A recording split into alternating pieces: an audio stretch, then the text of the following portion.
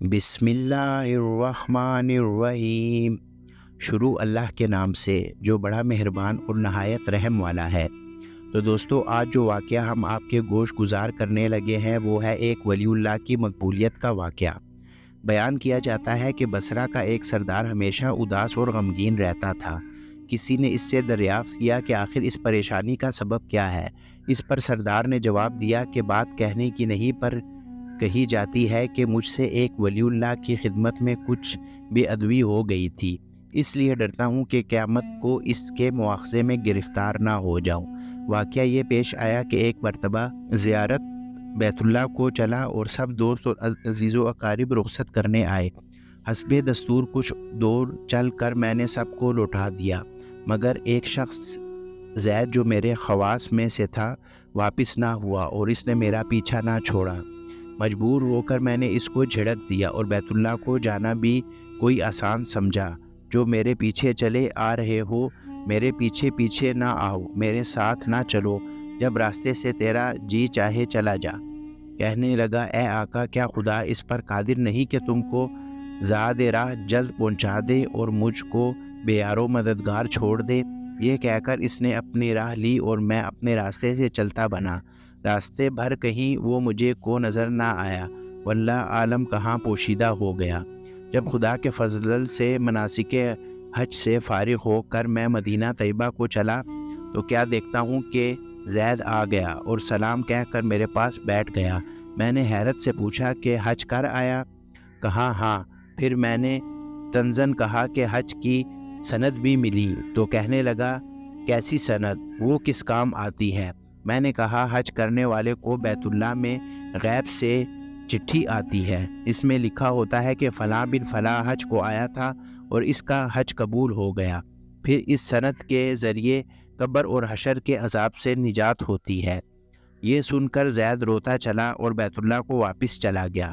جب میں حضور اقدس صلی اللہ علیہ وآلہ وسلم کی زیارت سے فارغ ہو کر لوٹا تو کیا دیکھتا ہوں کہ زید پھر آ گیا اور پھر سلام کے بعد ایک چٹھی اس نے میرے سامنے رکھ دی، جو ایک نہایت عمدہ ریشمی کپڑے میں لپٹی ہوئی تھی، جس میں زید کے بارے میں عذاب قبر اور حشر سے نجات کے لیے لکھا ہوا تھا۔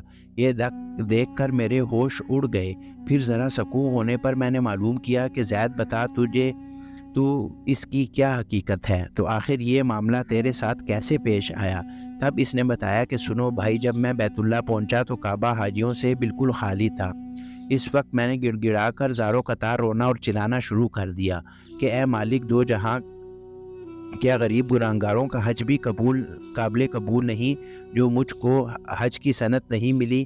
کیا غریبوں کا کعبہ اور صاحب کا کعبہ اور ہے جو وہاں سے جا کر سند لاؤں؟ مجھ کو قسم ہے تیرے عزت و جلال کی، جب تک چٹھی نہ پاؤں گا کعبے سے باہر نہ جاؤں گا اور روتے روتے یہی مر جاؤں گا۔ اچانک غیب سے آواز آئی، اے زید، نجات کی چٹھی لے اور جا اپنی راہ لے۔ پھر یہ چٹھی میرے ہاتھ میں آ گئی تو لے کے میں چلا آیا۔ یہ سن کر میری حیرت کی انتہا نہ رہی کہ اللہ اکبر، اس شخص کا یہ اعلیٰ مرتبہ ہے جس سے آج تک واقف نہ تھا۔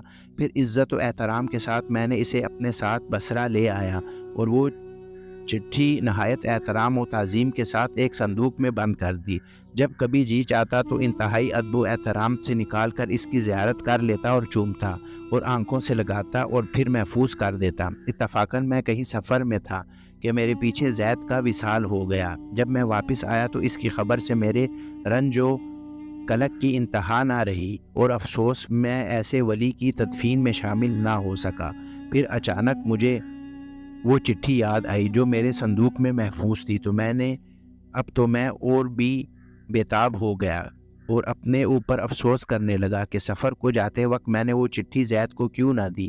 پھر اپنا مورے شدہ صندوق منگا کر دیکھا تو اسی طرح بامہر بند تھا۔ جب میں نے صندوق کھولا تو اس میں چٹھی نہ پائی۔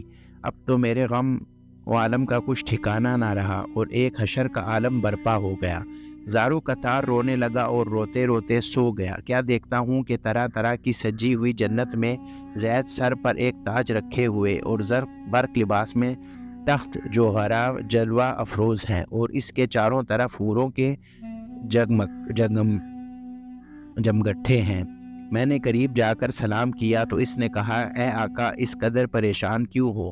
میں نے کہا مجھے یاد نہیں وہ چٹھی تو نے مجھے دی تھی۔ کہنے لگا وہ تو یہ ہے، اس کی بدولت وہ حشمت مجھ کو حاصل ہوئی۔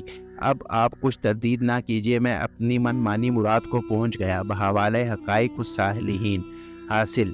تو دوستو آج سے کے واقعے سے ہمیں کیا سبق حاصل ہوتا ہے؟ جو اللہ کا ہو جاتا ہے اللہ تعالیٰ اس کی سب مرادیں پوری کر دیتا ہے۔ دعا ہے کہ اللہ تعالیٰ ہم سب کو بھی اس واقعے کی سبق حاصل کرنے اور اس پر عمل کرنے کی توفیق عطا فرمائے، آمین۔ تو دوستو آپ سے گزارش ہے کہ آپ ہمارے چینل کو سبسکرائب کیجئے اور بیل آئیکن ضرور پریس کیجئے تاکہ ہمارے ہر آنے والی ویڈیو کا نوٹیفیکیشن آپ کو ٹائم پر مل سکے۔